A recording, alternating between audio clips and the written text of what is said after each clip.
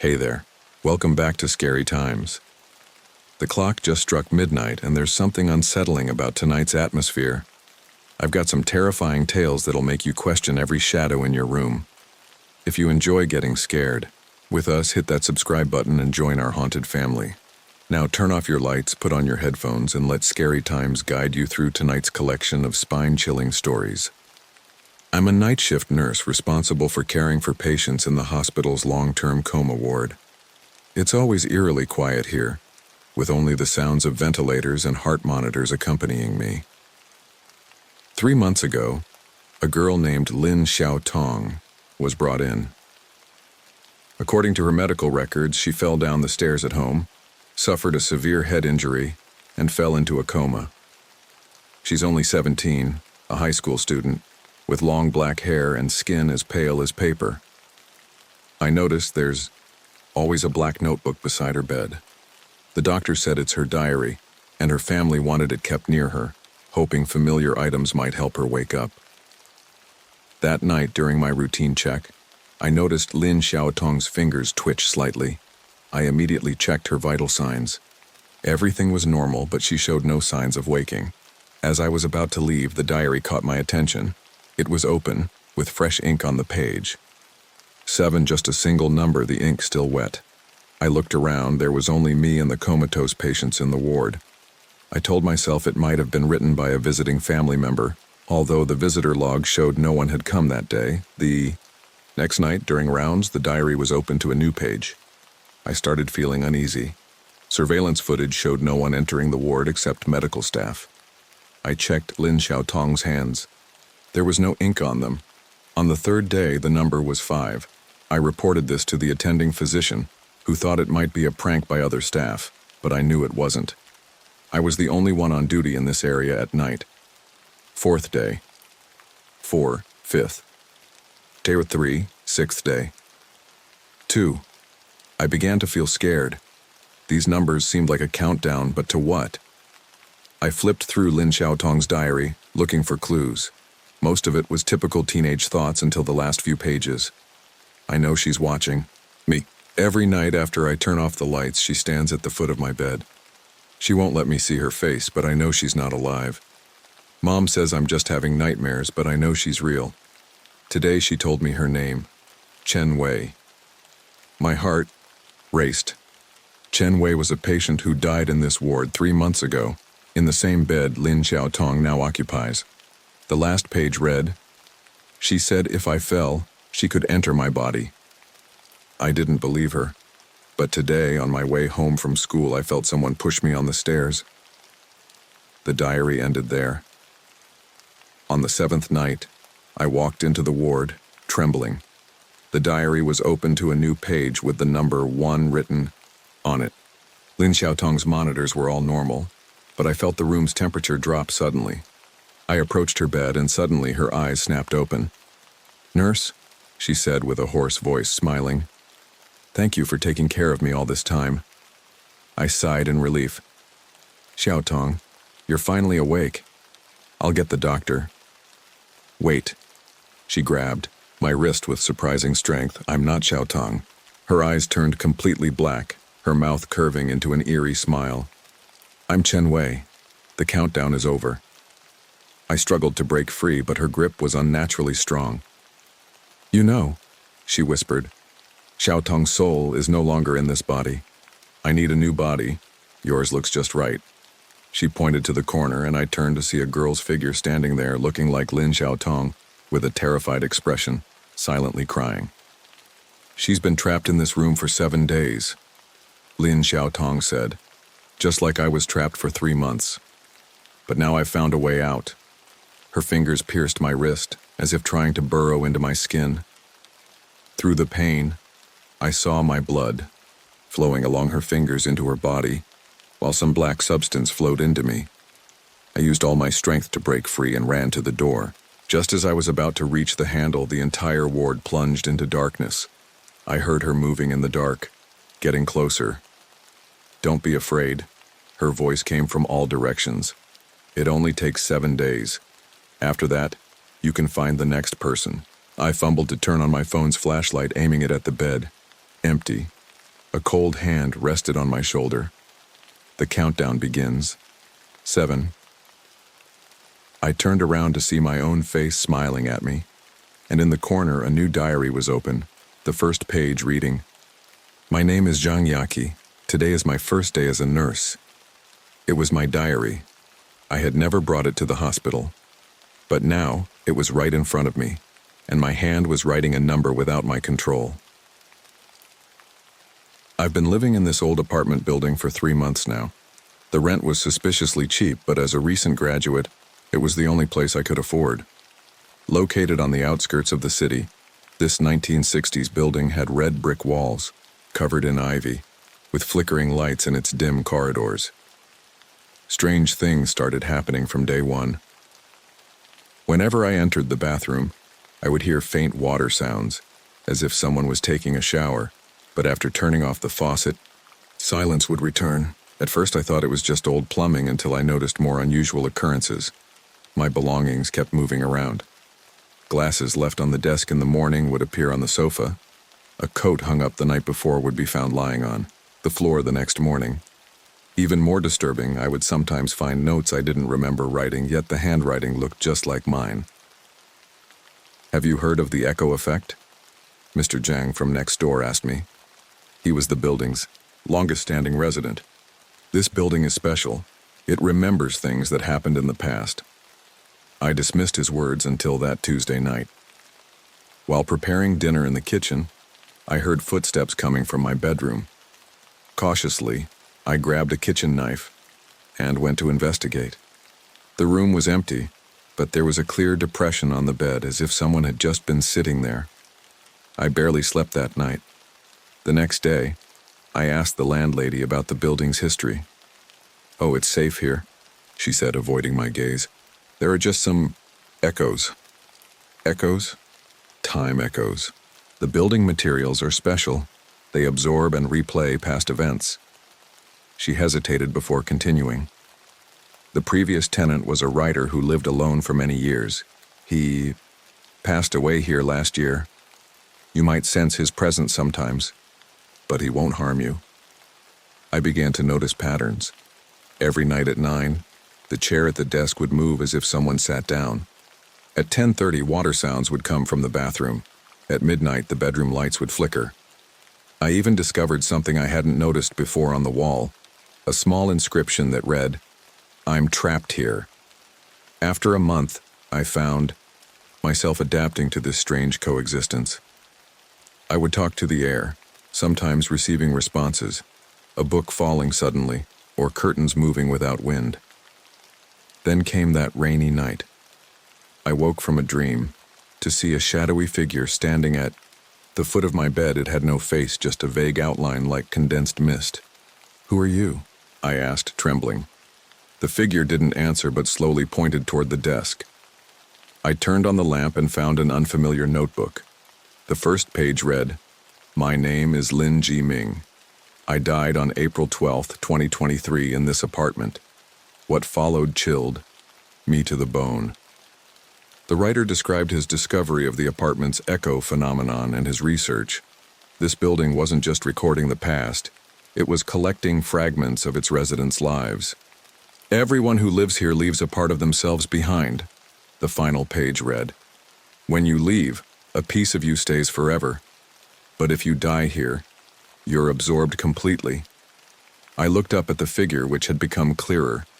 I could now see facial features. More terrifying still, it was beginning to look like me. I decided to leave immediately. While packing, I noticed my reflection in the mirror becoming blurry, while the figure in the corner grew more distinct. "You can't leave," a voice whispered in my ear, sounding like my own. "The apartment has already started absorbing you." I rushed to the door with my luggage, but the handle wouldn't budge. The window seemed sealed by an invisible force. As I desperately pounded on the walls, I noticed my hands becoming transparent. "Everyone thinks they can escape," the voice continued, "but no one truly leaves. We're all echoes, reverberating forever in this apartment."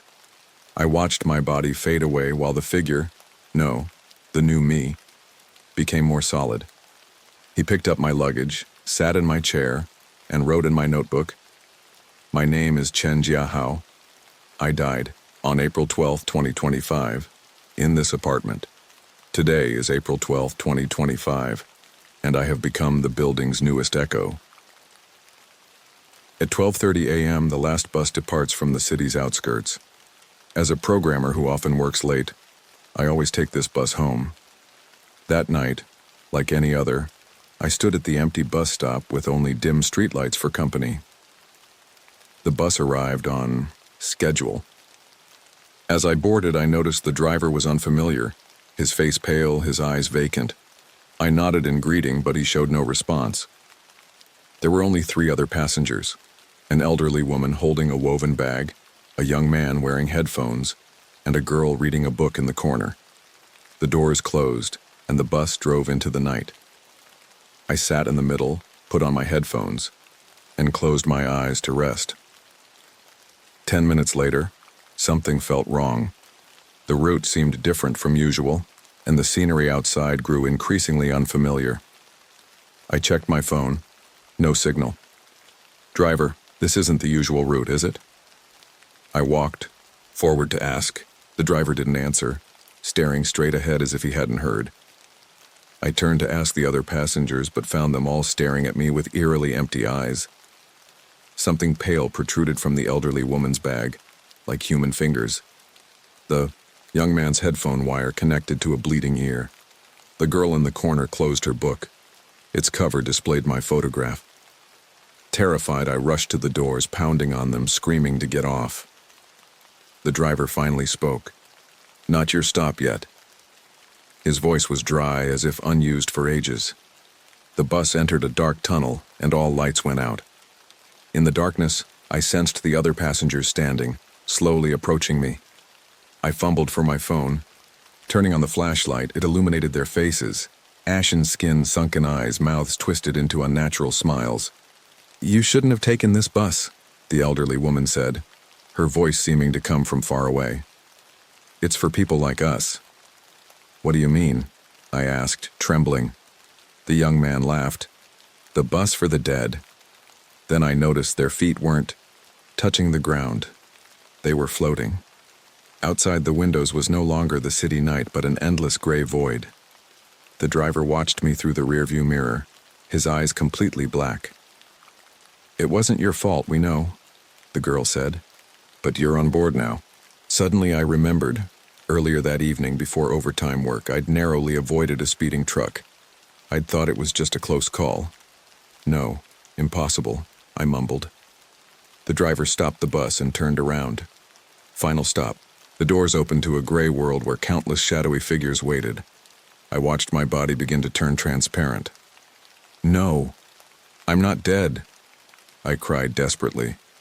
"Are you sure?" The driver handed me a newspaper. The headline reported a traffic accident. From tonight, with my face in the photo. "Everyone says that," the elderly woman sighed. "But the midnight bus never carries the living." Outside the door, someone reached out their hand. It was my long-deceased father. "Welcome home, child." This happened 5 years ago. I had just started a new job as a night shift supervisor at a telecom company's customer service center. The job was straightforward: supervising night shift customer service representatives, handling difficult complaints, and ensuring system operations.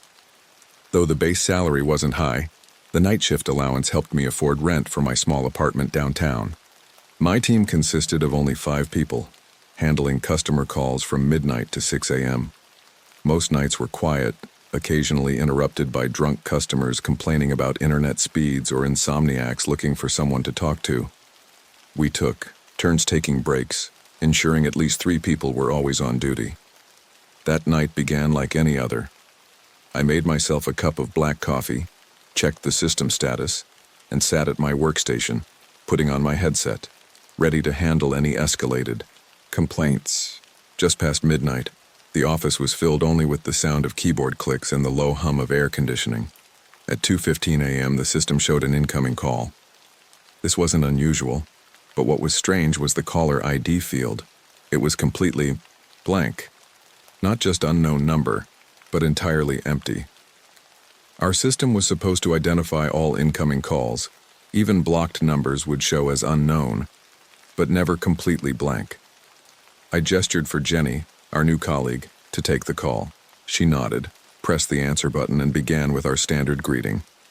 "Thank you for calling Global Telecom. This is Jenny speaking. How may I help you?" There was no response from the other end, just a faint static noise. "Hello? Is anyone there?" Jenny asked again, then turned to me with a puzzled expression. I walked over and stood behind her, signaling her to try again. "Sir or ma'am, if you can hear me, please speak or press any key," Jenny said. That's when we heard it, a very faint, almost inaudible female voice.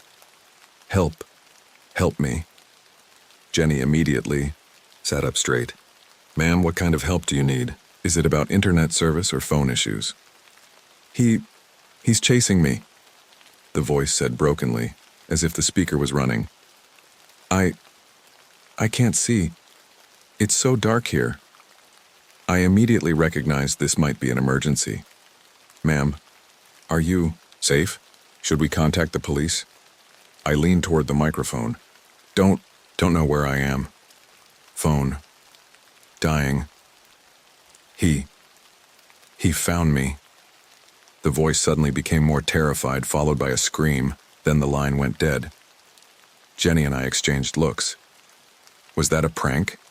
she asked, her voice trembling. "I don't know," I replied, "but we need to report it." I took out my phone and dialed 911.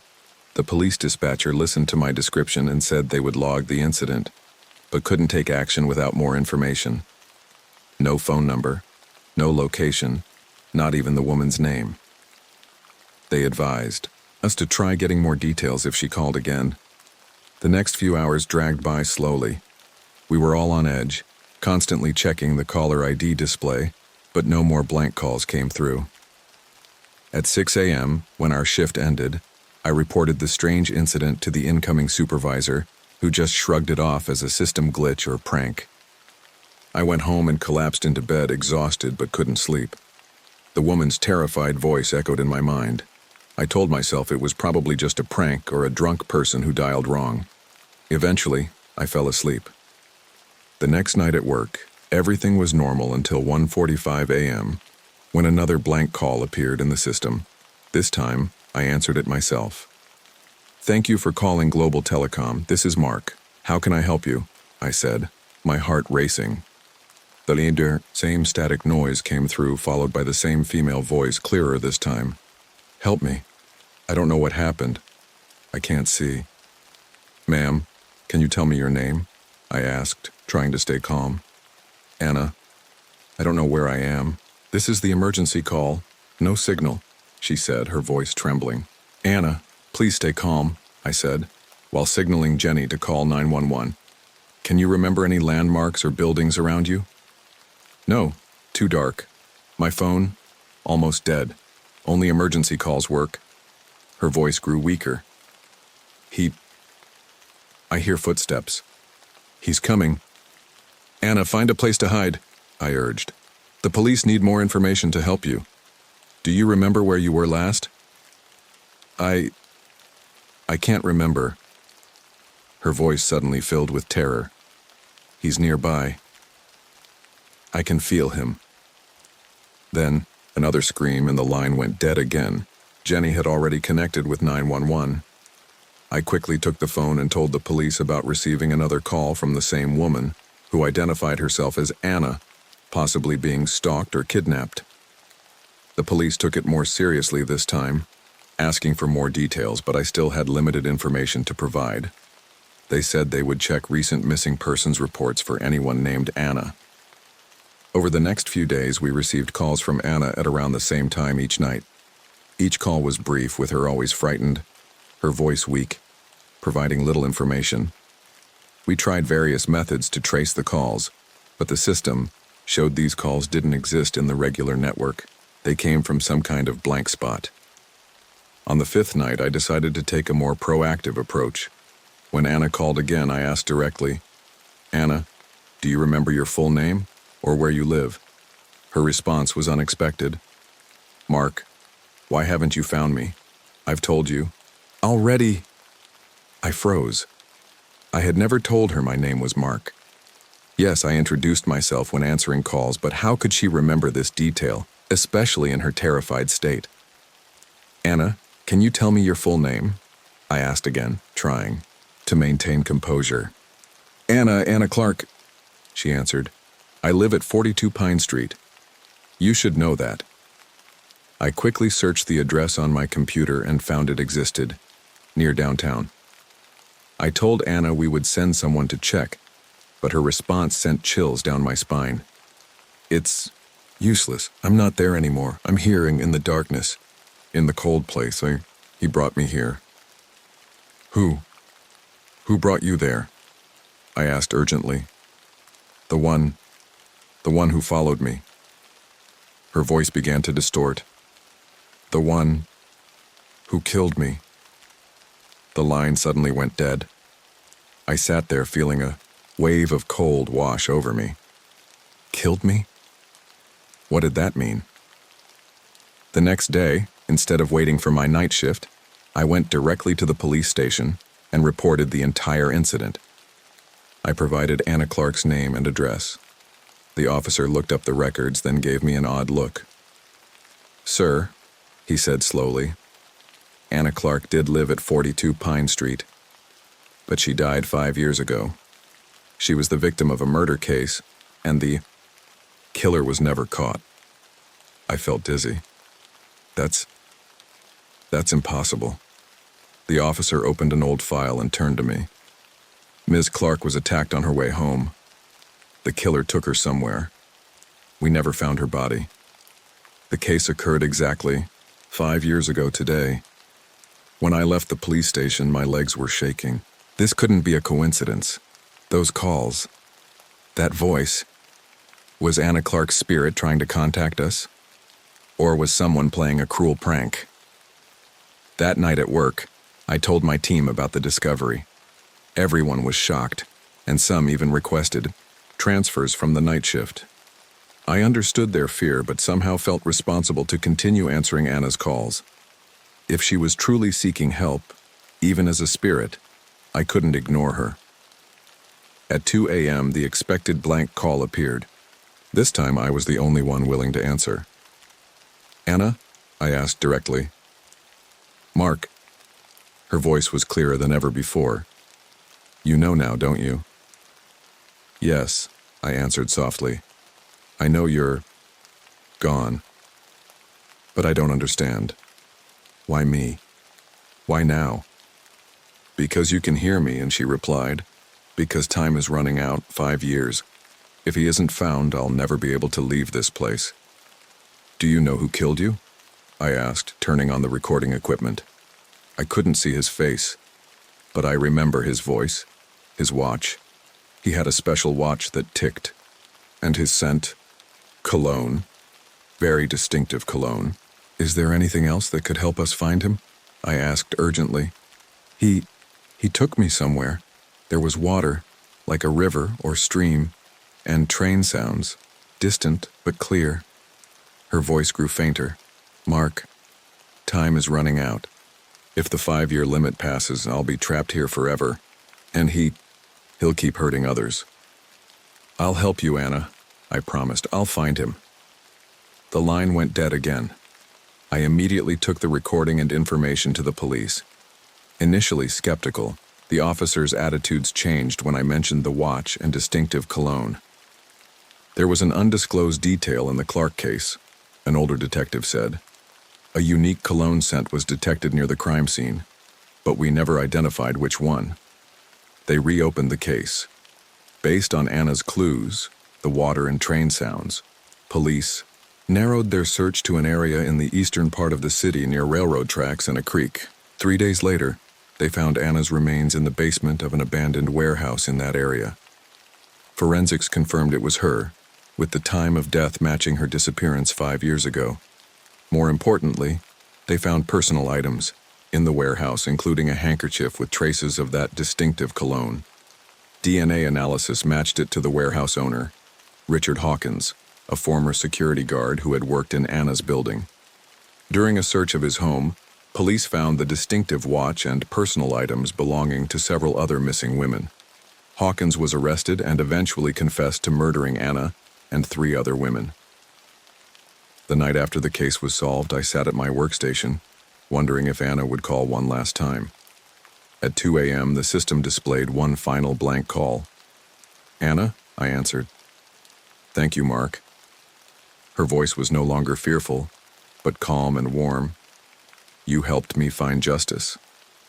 Now I can leave this dark place." "I'm glad I could help," I said sincerely. "Can you rest now?" "Yeah, but before I go, I must warn you." Her voice turned serious. "Not all spirits like me are benevolent. Some use these connections to seek revenge, not justice. Be careful of the calls, especially those that shouldn't exist." And now, every night at exactly 2 a.m., my phone rings with a blank caller ID, and I must answer. Because I promised Anna I would help those spirits who truly need help.